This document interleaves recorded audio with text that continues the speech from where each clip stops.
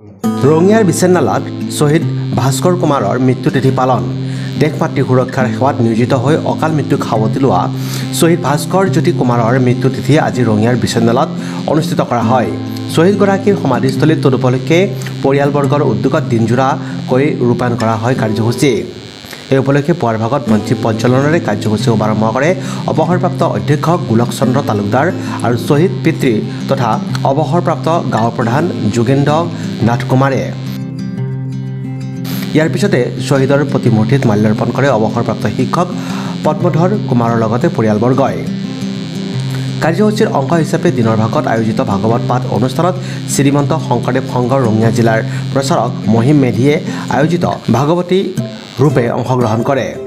আনহাতে উক্ত কাৰ্যসূচীত শ্ৰীমন্ত শংকৰদেৱ সংঘৰ মূলৰ সদস্য অতুল ডেকা, বিজেপি কিষাণ মৰ্চাৰ উত্তৰ কামৰূপ জিলা উপসমিতি প্ৰবোধ কাকতি সমন্বিতে স্থানীয় ৰাইজে অংশগ্ৰহণ কৰে। ইপিনে শ্বহীদগৰাকীৰ স্মৃতি যুগমীয়া কৰাৰ লক্ষ্যৰে স্থাপন কৰা সুবিশাল প্ৰতিমূৰ্তি সংৰক্ষণৰ লগতে শ্বহীদগৰাকীৰ সমাধিস্থলীৰ সৌন্দৰ্য বৰ্ধনৰ বাবে স্থানীয় বিধায়ক ভৱেশ কলিতাক আহ্বান জনায় জ্যেষ্ঠ ভাতৃ ভূমিধৰ কুমাৰ সমন্বিতে পৰিয়ালবৰ্গই।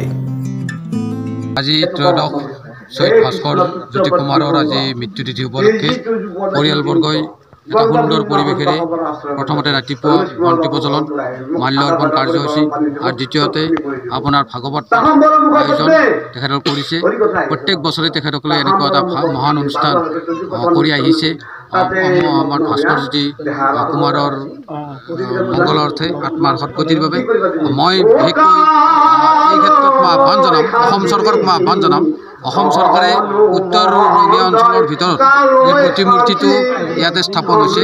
যিহেতু এজন শ্বহীদ, এই শ্বহীদক সন্মান জনাই তেখেতসকলে এই প্ৰতিমূৰ্তিটো সংৰক্ষণ কৰাৰ স্বাৰ্থত কিবা এটা পদক্ষেপ হাতত ল'ব বুলি মই অসম চৰকাৰক বিনম্ৰ আহ্বান জনাইছোঁ।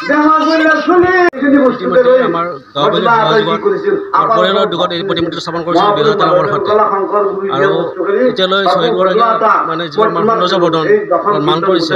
এই বিষয়ত আমাৰ ৰঙিয়াৰ জনপ্ৰিয় বিধায়ক তেখেতে ইয়াত প্ৰতিবদ্ধ প্ৰায় আহে আৰু তেখেতক আমি এই আপোনালোকৰ মিডিয়াৰ যোগেদি আমি জনাব বিচাৰিছোঁ যে এই মূৰ্তিটো আমাৰ উত্তৰ ৰঙিয়াৰ ভিতৰতে এটা আমাৰ শ্বহীদৰ প্ৰতিমূৰ্তি স্থাপন হৈছে আৰু এই মূৰ্তিটোৱে বিচনা গাঁৱৰ এটা পৰিচয় হৈ পৰিছে যে ইয়াত এটা শ্বহীদৰ হেৰি আছে আৰু এইবিলাক আমাৰ ডেকা জোৱান আছে তেখেতসকলে আমাৰ মানে অনুপ্ৰাণিত হৈছে আৰু এতিয়া মানে শ্বহীদৰ যিটো আমাৰ প্ৰতিমূৰ্তি লাহে সৌন্দৰ্য বৰ্ধনৰ মান পৰিছে। গতিকে এই ক্ষেত্ৰত আমাৰ বিধায়কগৰাকীয়ে যাতে শ্বহীদগৰাকীৰ মানে সৌন্দৰ্য বৰ্ধনৰ কাৰণে কিছু পদক্ষেপ হাতত লয় আৰু এই মূৰ্তিটো ভালকৈ সংৰক্ষণ কৰি ৰাখিব পৰাৰ ব্যৱস্থা লয় আৰু এই শ্বহীদগৰাকীক সন্মান জনাই এটা কাৰ্যসূচী কিছুমান ৰাখিলে আমি নিশ্চয় আনন্দ হ'ম আৰু ৰাইজে নিশ্চয় নথকি হ'ব বুলি ভাবিছোঁ। ৰঙিয়াৰ পৰা Bhaskar Kalita report, news express, Assam.